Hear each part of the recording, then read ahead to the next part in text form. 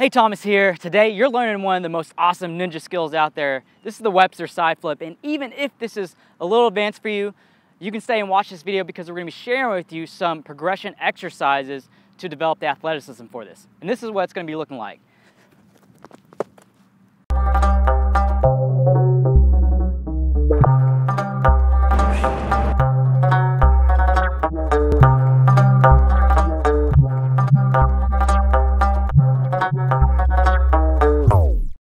Now, for those of you who have been on our channel for a while, I have to address a couple of things before we get started, and that is we have not, if you've noticed, we have not put out a flip tutorial or a parkour move tutorial in quite a little bit.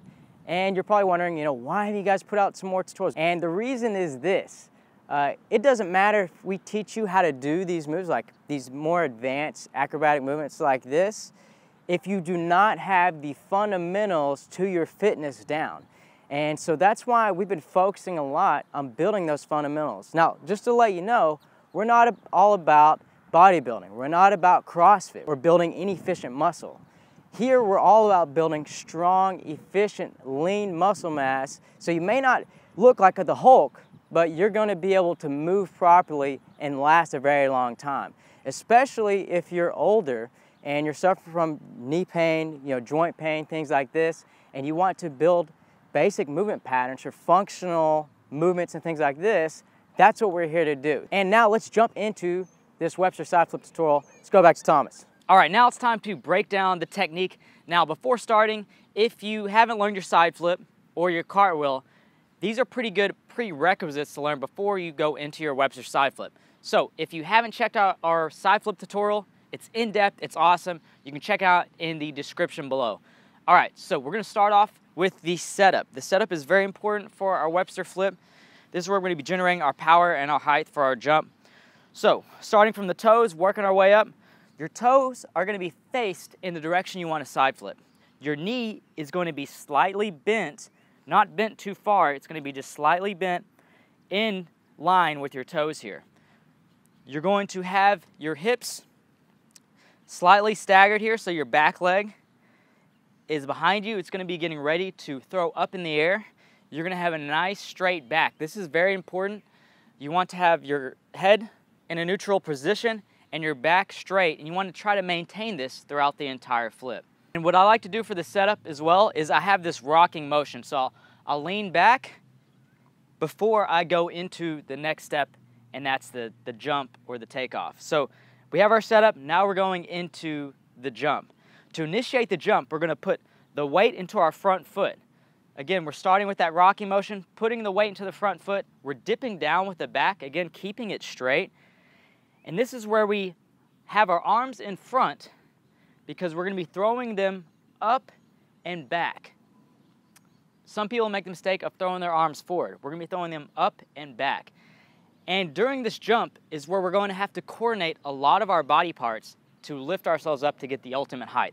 So we're going to be throwing our arms back and up. At the same time, we're going to be throwing our chest up into the air with our back leg. The back heel is going to be driving up at the same time that we're jumping off this left foot off the toes here.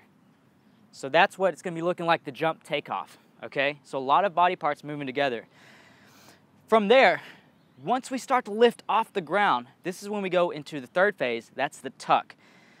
So to initiate the tuck, we jumped up, we're going to be turning our shoulders and our hips to the side. So it's going to look like this, throwing the arms and shoulders up and to the side because we're going to be going into a side flip. From here, you're going to grab the tuck. I like to grab underneath my hamstrings or right at the lower hamstrings. Some people like to grab in front of the shins here. Either is fine, whatever's more comfortable for you. So you're going to grab the tuck, hold the tuck, you're going to spot the ground, and then you're going to release the tuck, open up, and land on the balls of the feet so that way you can absorb the impact safely. Okay, so that's the technique points. That's your setup, your takeoff and jump, your tuck, and your landing. So we know the technique now. Here are some of the most common mistakes that I see made during the Webster and some that you might be experiencing right now, and you can change these. All right, first one is just with the setup. Many people will not have their toes facing in the direction that they want to flip. The reason why this is so crucial is, again, you have so much more stability and you can generate so much more power when your toes are in line here, in line with your joints, and you're shooting up, okay? Some people will have their foot turned in. As you see here, this isn't going to be as stable if you're throwing in this direction. It's going to be throwing your knee joint out of stability. It's also not going to allow you to get as much power as you will jumping like this, okay? The other thing that I see is not keeping good alignment with the back and, neutral spine here. If you start to curve over or you're twisted off, you're not in good alignment, this is going to take away the energy that you want to transfer into your jump. It's going to make it more difficult to get the height. It's also going to leave you more vulnerable for injuries, tweaks in your back, things like this. So you want to focus on keeping the back straight the entire time, so that way all the energy is going through your body very smoothly and you're able to have also more control. If you're spinning in the air, especially because we're rotating to the side, if you find that you're not able to have control, it could be because you're throwing your body out of alignment. The other mistake that I see often is with the back leg. So we want to throw this back leg in a nice perfect semicircle around, basically landing in a straight line here. Many people make the mistake of throwing their back leg off to the side here or behind them. And that's just going to throw you off and make it very difficult to do this move. So aim to go straight back here.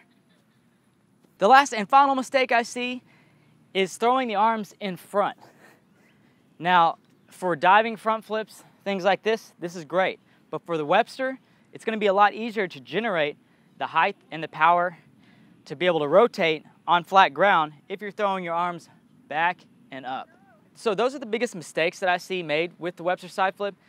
Now let's go into some exercises that are going to really, in my opinion, going to make the difference on you being able to do this flip or not. Because for me, when I first started trying to do the side flip, it took me a few years to master this, also to get the Webster form. And it was linked primarily due to the power and the strength that I had with my leg and body coordination to be able to actually get the height and perform the rotation. So here's a few things that are going to help. First, if you have a good turnout, if you can comfortably turn out, this flip is going to be easier. You're going to have more control here because, like we said, you're starting off in that strong leg position to throw into the flip. If you have a good turnout, you can easily rotate, open the hips, and go sideways here. So that's flexibility that you're just going to want to work on. This is also just good for a lot of other movements. So focusing on having a good turnout here. You can do this a few times a day, just rotating, getting good flexibility and mobility with the hips here. The other exercise you're going to want to do is focus on this jump, specifically throwing the arms back in coordination with your chest going up in the air with your back leg and jumping off this leg. So it's going to look like this. It might look kind of goofy, but you're going to want to practice this specific exercise. Throwing up. Really lifting the chest, the back leg, and jumping at the same time. That's a lot of where the magic happens. The third exercise I have for you is, of course, your mobility squat, because if you can tuck really tight, you have good mobility to be able to tuck really tight, you're going to be able to spin a lot faster and land this flip a lot easier. So doing a mobility squat, getting to where you can perform a nice squat there. It's also going to cross over into parkour and other athletic disciplines. Then I have an exercise that is going to help with your core strength and your quickness of being able to go into that tuck. Another very important aspect of this move. So you're going to be jumping and tucking. All right, so jump tucks there. So those exercises, many of us can do. You can do this whether you're a beginner or you're advanced, and it's going to be really the keys to you unlocking this flip, okay? Now let's go into some progressions. This will help you get comfortable going inverted, also going sideways, and to, master this flip. So the first progression is you're going to start off in that setup, and you're going to rock like you would, but instead of throwing the arms back here, we're going to go forward and go into a cartwheel. This is going to get us comfortable with going inverted and bringing the legs up and over in that nice semicircle that we're looking for. So it's gonna look like this. Okay? Very simple, great one to practice. You're gonna get comfortable landing balanced. You're gonna get comfortable going inverted. You wanna be able to do this very easily. Okay, once you have that, then you're gonna work on going one hand. Again, this is gonna help on practicing on generating that power with the back leg, also getting that lift with the jump, and you're gonna be also working on just going inverted, but with less assistance. So it's gonna look like this. Rocking back and throwing. And you wanna get that nice and good here. Keep on going until you can get a good lift. And with the other arm, you can even throw it back, mimicking the Webster. Okay? Then, from here, and with all these exercises, I recommend going to a gym or a soft area.